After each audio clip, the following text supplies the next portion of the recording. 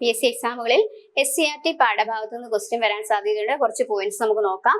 നമ്മൾ നോക്കുന്ന 9ാം ക്ലാസ്സിലെ രണ്ടാമത്തെ ചാപ്റ്റർ സോഷ്യൽ സയൻസിലെ ആശയങ്ങളും ആദ്യകാല രാഷ്ട്രങ്ങളും എന്നാണ് ചാപ്റ്ററിന്റെ പേര്. പോയിന്റ്സ് നോക്കാം. ഗംഗാതടത്തിലെ ആശയ വിപ്ലവത്തെ കുറിച്ച് ചാപ്റ്ററിൽ പറഞ്ഞിട്ടുണ്ട്. നോക്കാം എന്താ പറയുന്നത്. BCE 6ാം നൂറ്റാണ്ടിൽ ഇന്ത്യയിൽ പുതിയ ആശയങ്ങൾ പ്രധാനമായും രൂപം കൊണ്ടത് ഗംഗാതടത്തിലാണ്. ഗംഗാതടത്തിലെ ഭൗതിക സാഹചര്യങ്ങളിൽ പ്രധാന പങ്ക് വഹിച്ചത് നവീന ആശയങ്ങളുടെ വളർച്ചയാണ്. അതായത് പുതിയ പുതിയ ആശയങ്ങൾ ഉയർന്നു വന്നത് ഗംഗാതടത്തിലായിരുന്നു.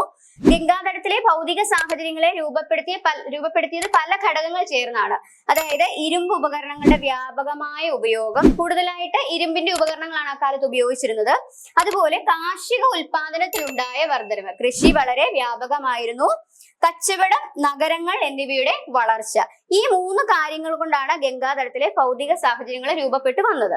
ഒരു പോയിന്റ് കൂടി നോക്കാം. കൃഷിയെയും കന്നുകാലികളെയും ആശ്രയിച്ചുള്ള ഒരു സാമൂഹിക സാമ്പത്തിക വ്യവസ്ഥ ഗംഗാതടത്തിൽ ഉയർന്നു വന്ന കാലഘട്ടമാണ് BCE 6ാം നൂറ്റാണ്ടോടുകൂടിയാണ്. അതായത് ഈ ഉയർന്നു വന്ന സാമൂഹിക സാമ്പത്തിക വ്യവസ്ഥ യാഗങ്ങൾക്കും മൃഗബലിക്കും പ്രാമുഖ്യം നൽകിയിരുന്ന വേദകാല ആചാരങ്ങളുമായിട്ട് പൊരുത്തപ്പെടുന്നതായിരുന്നില്ല.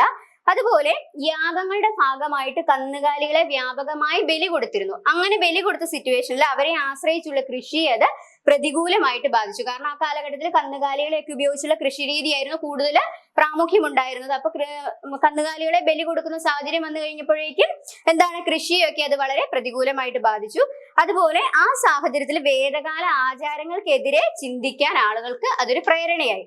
അതുപോലെ വ്യാപാര പുരോഗതി ഉണ്ടായ കാലഘട്ടമായിരുന്നു അത്. വ്യാപാര പുരോഗതിയിലൂടെ മെച്ചപ്പെട്ട ജീവിത സാഹചര്യം കൈവന്ന സമൂഹത്തിലെ ഒരു കൂട്ടമായിരുന്നു വൈശ്യര്.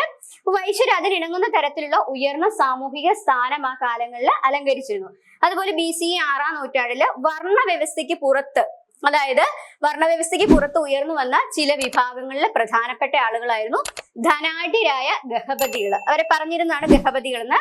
അവരുടെ മുഖ്യ തൊഴിൽ എന്ന് പറയുന്ന കച്ചവടമായിരുന്നു. അതുപോലെ കച്ചവടമായിരുന്നു മുഖ്യ തൊഴിൽ. അതുകൊണ്ട് സാമ്പത്തികമായിട്ട് വളരെ ഉയർന്ന ശ്രേണിയിലായിരുന്നു അവർ ജീവിച്ചിരുന്നത്. അതുകൂടാതെ ധാരാളം ഭൂമി അവർ കൈവശം വെച്ചിരുന്നു. പിന്നെ മെച്ചപ്പെട്ട സാമൂഹിക സ്ഥാനം അലങ്കരിച്ചിരുന്നു. കാരണം സാമ്പത്തികമായിട്ട് ഉയർന്ന തലത്തിൽ ജീവിച്ചിരുന്നതുകൊണ്ട് അവർക്ക് സമൂഹത്തിലെ മെച്ചപ്പെട്ട സ്ഥാനവും ഉണ്ടായിരുന്നു. ഈ സാമൂഹിക പശ്ചാത്തലത്തിൽ ഉയർന്നു വന്ന പുതിയ ആശയധാരകളിൽ പ്രധാനപ്പെട്ടവയായിരുന്നു ജൈനമത, ബുദ്ധമത ദർശനങ്ങൾ.